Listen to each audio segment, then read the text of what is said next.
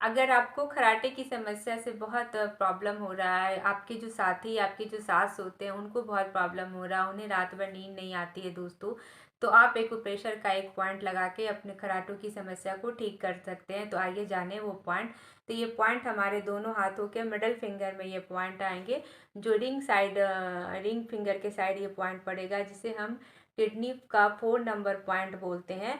इस पॉइंट पे आपको स्टार मैग्नेट की पट्टी लगाना है, और इस तरह से, और इससे आपको 12 घंटे इसको रखना है, इस पॉइंट को स्टार मैग्नेट की पट्टी इस तरह से बांध के।